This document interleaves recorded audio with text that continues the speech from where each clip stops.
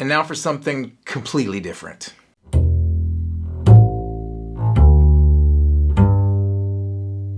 A couple of weeks ago, I played a gig, a jam session specifically, and after the gig I had some really specific thoughts on jazz and mentorship and kind of the state of things. So I wrote down what I was feeling in a Facebook post, which ended up being seen hundreds of times and shared over and over again and commented on. And one of my friends said, "Why don't you put it on Instagram?" So I did, and it was seen thousands of times and shared hundreds of times. So I thought I would sit down and talk about what I wrote. For those who haven't seen it, here's what it says. Not so long ago, when I was coming up, the only way to learn jazz was through your elders. The music went through them. We learned from them, but we respected them and often feared them too. They brought us onto their bandstands and invited us into the music, mistakes and all, and didn't hold back when we did something wrong. It was a training ground and a tradition that was literally passed down to us. At worst, you risked the humiliation of messing up and being told that you did so in front of a lot of people. But it served to make you work harder, to practice more, to listen harder and with more focus, and to make sure that you never made the same mistakes again. I can still feel the sting of getting schooled on the bandstand in my youth, and I'm very proud to wear that badge. I've been yelled at, cut off, redirected, and told to stop playing, among other things. It only served to make me better. It only taught me to listen harder. It taught me how to solve musical problems in the moment and stay calm. I learned to follow. I learned to lead, and I learned when to play and when not to play. I also learned that I can survive playing the most wrong thing you can imagine and keep going. Our elders could certainly be hard on us. They held the music in such a high regard and, rightfully so, often didn't have the patience to wait for us to learn how to get it right. But when you did, they would pick you up on their shoulders and raise you as high as they possibly could. When you made those changes or held that tempo or played the heck out of that melody, they would literally throw their arms around you after the gig. That was the ultimate honor. We played for them as hard as we could. What happened? My best guess is that many young musicians today are much more interested in feeling good over playing good. Approval, kindness, expression, and appearances have become far more important. The idea of playing well has become more important than actually playing well. Showing up seems to be some kind of victory, and unsolicited criticism, the gall, is somehow an attempt to undermine their effort, as if our elders tried to willfully make us stop playing jazz music. What I'm trying to say here is there is probably a direct line from the lineage of jazz somewhere near you. There are still people playing that have seen Miles Davis and John Coltrane perform. Elders that know more about playing the blues or keeping time or playing a ballad than you could ever know. Certainly, you're not going to get it from a YouTube video. Contrary to popular opinion, jazz hasn't died. Not yet, but we have to keep it alive by keeping our ties to the treasure of the music, our elders. We have to maintain a connection to them. Respect them. Carry their equipment. Listen to them play. Talk to them after the gig. Ask them questions. I cannot fathom the sacrifices made by the musicians that came before me to play this music and to keep it alive. I often say that I learned as much carrying Roger Humphrey's drums to his car as I did playing with him on the bandstand. He taught me that humanity was as important as any musical technique. He taught me that the bandstand was a kind of spiritual phone-free place. He taught me that when I play, so does Ray Brown and Paul Chambers and Ron Carter and every jazz bass player from history. He taught me to live in the beat, and when somebody on stage is not listening, it's not fun anymore. That's like post-grad, doctoral type stuff right there. Go find the music, people, and please shut up and listen. Reactions to what I wrote have ranged from mostly positive and supportive to people who have been incredibly offended, including one person who called my words toxic. So what was I trying to say here?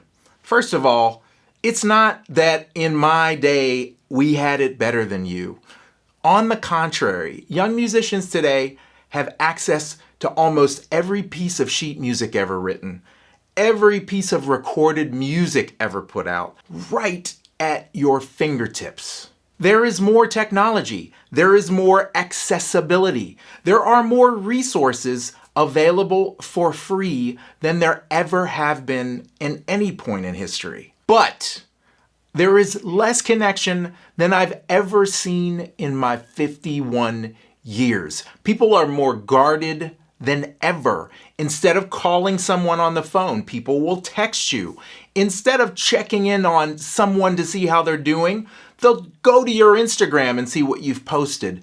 People are not communicating like they have before, including in jazz, more than ever. And I especially notice it with younger musicians. People are less vulnerable than ever. Vulnerable to getting to know somebody you don't know. Vulnerable to playing a mistake on the bandstand. Vulnerable to someone telling you that you may not be playing something right. And when you make yourself less vulnerable, you miss out on what makes the music great. The relationships with the musicians around you. Yes, let me say it again. It's not the notes. It's not the chords. It's not the rhythms. It's not the beautiful tone you play with. It's the relationships with the other musicians that make the music special. Think Miles Davis, Art Blakey, John Coltrane. None of these people could do what they did by themselves. With the right people around you, you can be greater than you ever could be. And that means having great relationships to elevate everybody in the band. The people are what makes this music great. The community of people. And if your ego can't withstand somebody yelling at you in the middle of a song, hey, go to the bridge. Are you sure you really want to be doing this at a high level?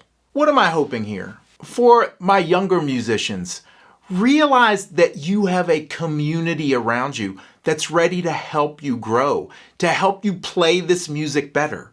We want to take everything we've done and everything we've ever known, and we want to hand it to you. We want to help you stop making the mistakes we've made hundreds of times. Please, let us open the door, and don't be offended if I have something to say about the tune dragging, or about the changes you're playing, or about when you showed up for the gig, or how you're dressed. It's a finishing school, and we're all here to learn. And for my older musicians, man, these kids need our help. We need to find them. We need to teach them. We need to raise them, and we need to figure out how to do that now more than ever. It's become harder than anything to pass on the message. To teach, we got to figure out what's the way that they're going to want to hear us tell them what they need to hear. This music, jazz music, it's way too important for us not to try to come together. It's greater than any one of us, than any generation. I've been really lucky in my life to play with some of the greatest musicians in the world. I've gotten to travel and play in every continuous state in the United States. I've played all over Europe and Japan. And at this age, what I remember the most are the people I got to have those experiences with. Not what I played, not the notes or the sound or the instrument. I remember the relationships. I remember the feeling of leaving the bandstand. I remember the feeling of landing in Tokyo. I remember who I was there with and what we did. And that's the essence of this music, is creating lifelong connections with other people. So go out and connect with people. Live life. Find friendships. Connect with people. That raises the level of everything we're doing. Let's try and keep this music alive by connecting with one another. That's all I got to say.